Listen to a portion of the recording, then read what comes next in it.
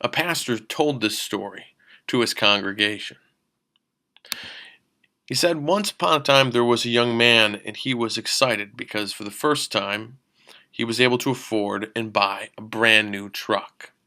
And knowing that he had this brand new shiny truck, he wanted to see what it could do. And he got the great idea that he was going to drive up into the mountains and he was going to find and chop up some firewood. So he took the truck and drove it out up into the mountains and noticed as the snow got deeper and deeper. And, you know, in the blink of an eye, his truck got stuck in the snow for whatever reason.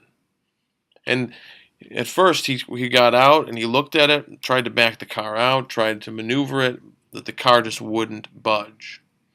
So he got the idea to put some sticks underneath the treads of the tires.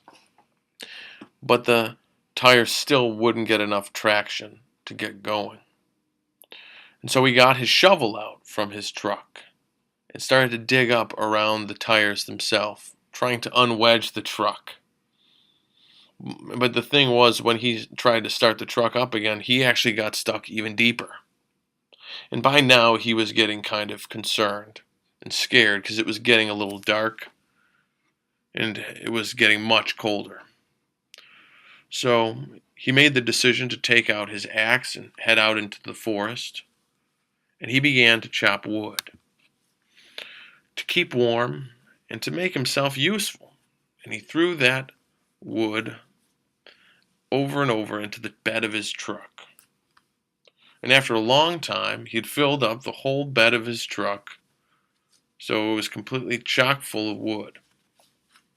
Then he said a prayer and got into his car and looked out the window, turned on the ignition, and the car, because of the weight of all of the wood he had chopped, because of that load in his truck, he had the momentum and the traction to get it going again. And he was able to get himself out of that place back on the road.